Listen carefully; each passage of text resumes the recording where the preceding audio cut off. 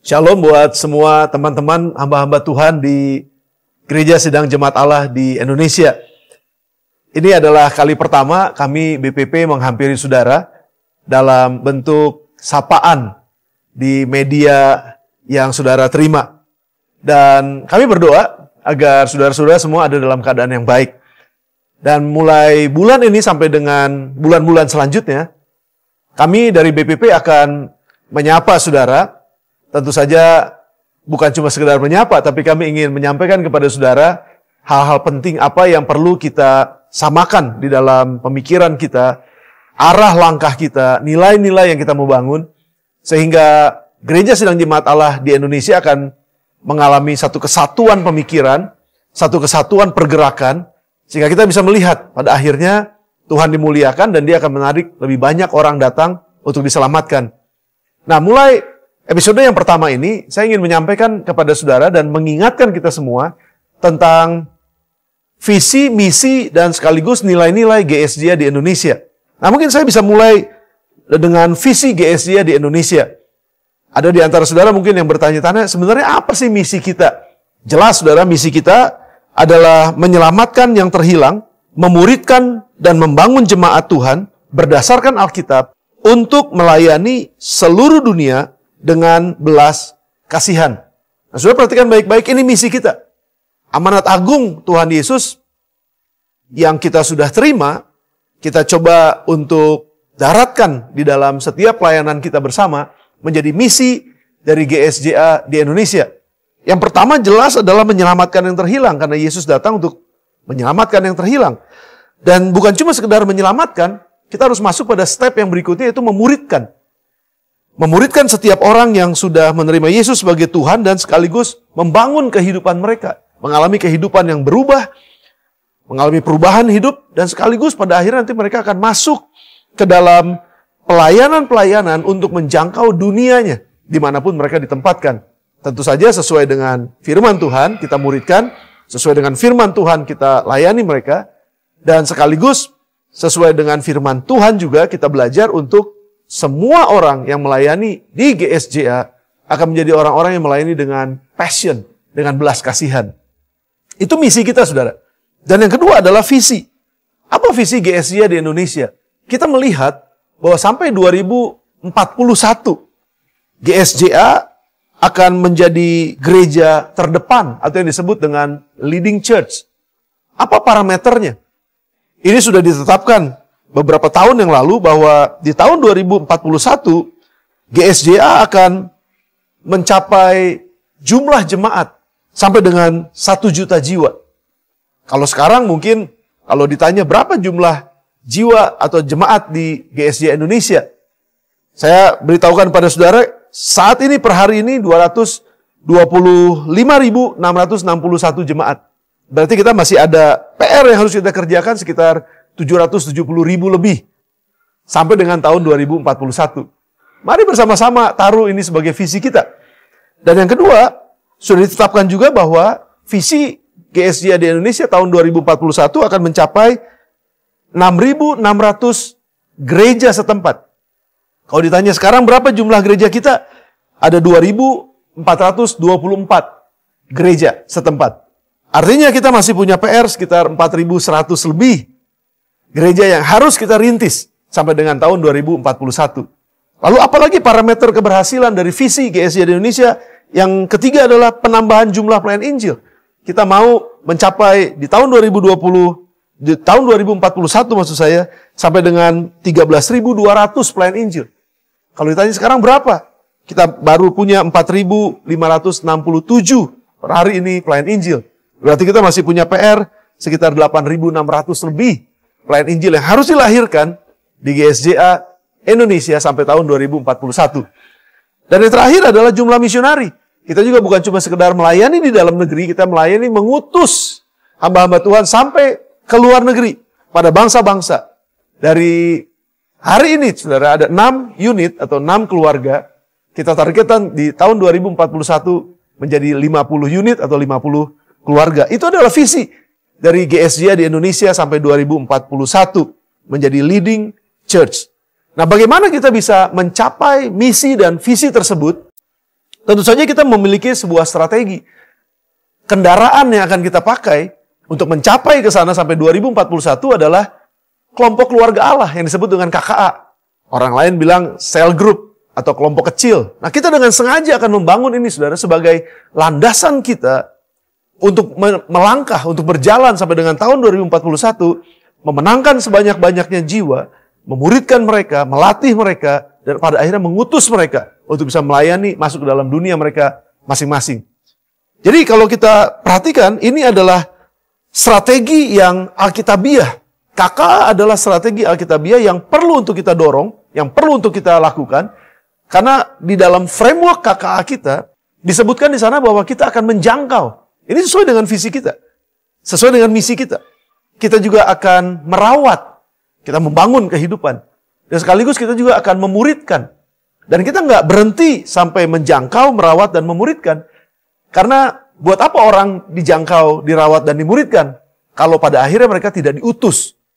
Yesus datang untuk mengutus kita masuk ke dalam dunia ini, menyelamatkan mereka yang terhilang. Jadi dengan kata lain, ini adalah framework kita, kendaraan yang akan kita pakai untuk bisa mencapai 2041 leading church, yaitu dengan memenangkan sebanyak-banyaknya orang melalui KKA, merawat dan membangun kehidupan serta memuridkan mereka yang sudah dijangkau melalui KKA. Dan yang terakhir, kita utus orang-orang yang ada dalam KKA untuk bisa memenangkan jiwa dan sekaligus menjadi pemimpin-pemimpin baru yang pada akhirnya mereka akan menjadi hamba-hamba Tuhan kalau mereka terpanggil, dan mereka akan memulai perintisan gereja-gereja baru sehingga pertumbuhan gereja akan terjadi, penambahan jumlah pemimpin akan terjadi, dan penambahan jiwa akan terjadi.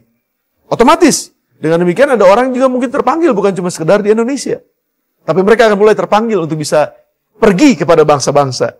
Dan kita akan rejoicing, kita akan bersukacita di tahun 2041 nanti dengan visi yang Tuhan berikan kepada kita. Nah, untuk mencapai itu semua, sekali lagi saudara, perlu kendaraan KKA. Namun apa yang kita lakukan di KKA? Saya mau ngajak kita semua, insan gereja sidang-sidang jemaat Allah di Indonesia, untuk membangun nilai, membangun values atau budaya yang harus terjadi di gereja sidang jemaat Allah Indonesia. Kita kenal ada 4 nilai-nilai kita kan saudara. Ada cinta Tuhan, ada rendah hati, jujur, dan rajin.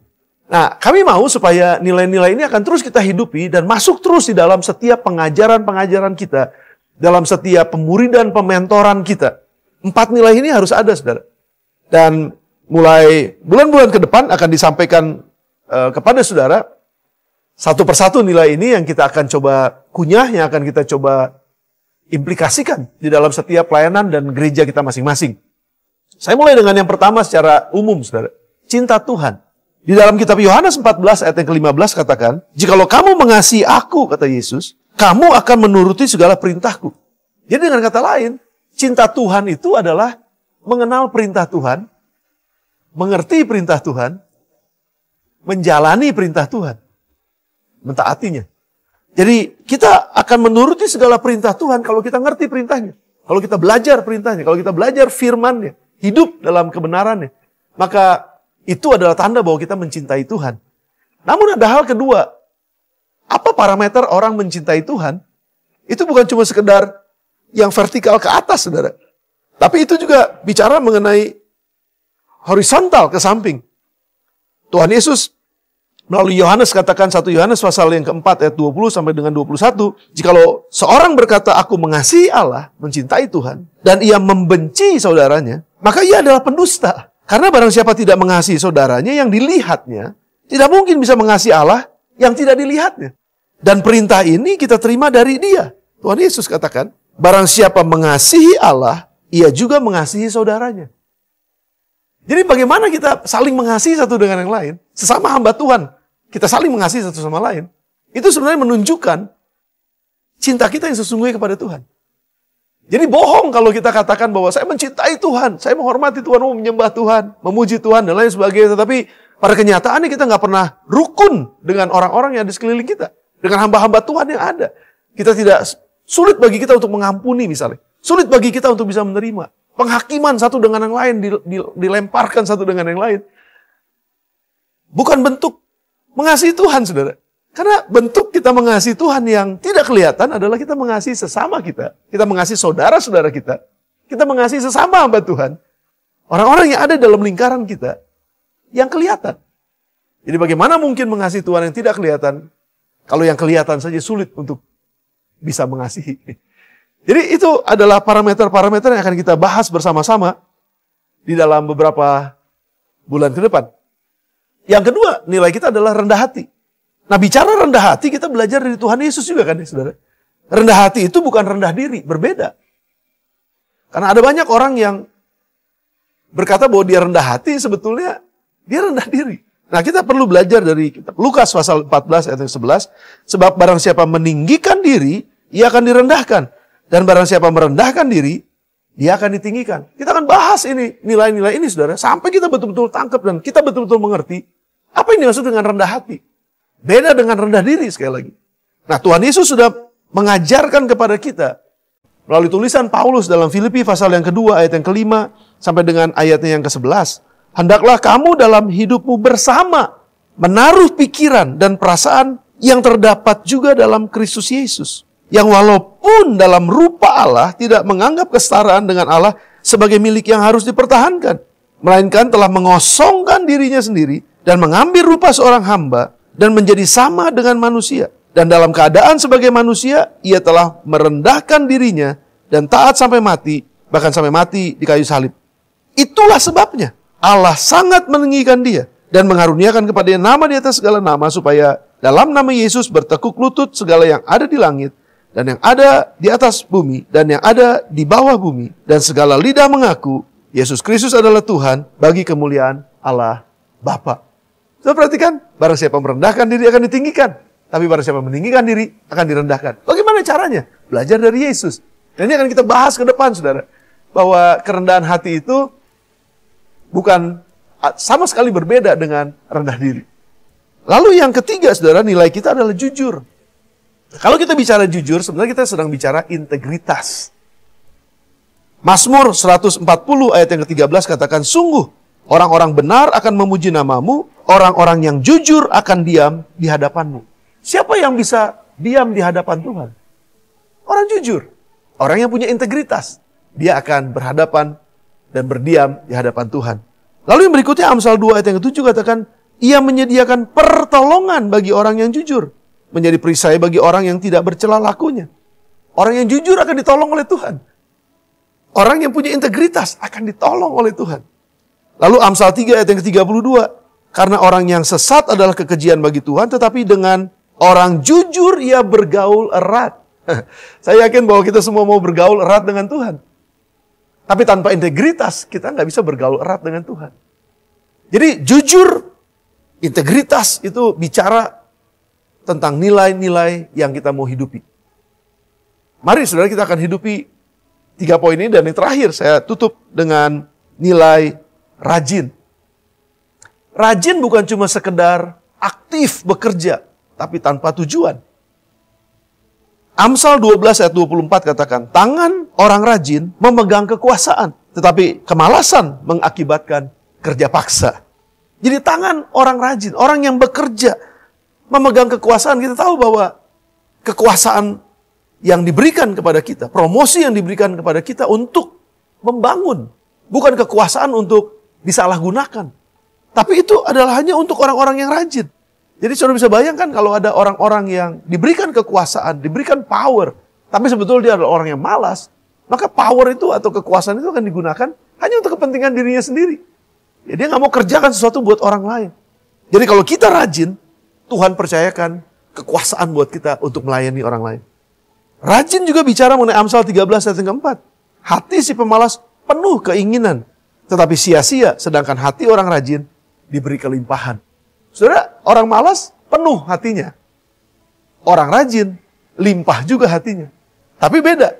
Kalau orang malas penuh hatinya dengan keinginan-keinginan dan mimpi-mimpi, angan-angan, wacana-wacana, penuh sekali hatinya. Tapi dia kecewa karena nggak ada satupun yang jadi karena malas. Tapi justru kalau orang rajin itu dipenuhi oleh kelimpahan. Kenapa? Karena ketika dia mengerjakan sesuatu dari apa yang ada di hatinya, dia rajin kerjakan, Setelah selesai mengerjakan ada hasilnya. Lalu Tuhan isi lagi dengan sesuatu yang baru. Dipenuhi lagi dengan sesuatu yang baru untuk dia kerjakan. Ini orang yang produktif, saudara. Kita mau melihat bahwa seluruh jemaat GSJA di seluruh Indonesia akan menjadi orang-orang yang rajin. Dan menjadi orang-orang yang produktif. Tuhan dipermuliakan.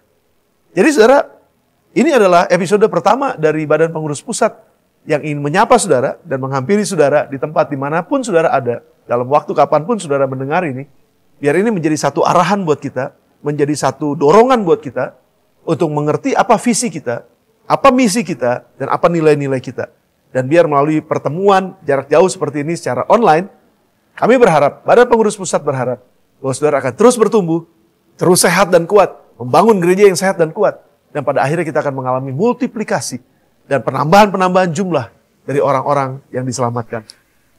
Sebelum saya tutup, saya mau berdoa buat saudara dimanapun saudara ada. Biar Tuhan akan tolong kita semua. Di dalam kehidupan kita, dalam pekerjaan kita, dalam pelayanan kita. Mari tundukkan kepala saudara. Bapak, kami mengucap syukur buat kebenaran firman Tuhan. Buat nilai-nilai yang Engkau sudah berikan.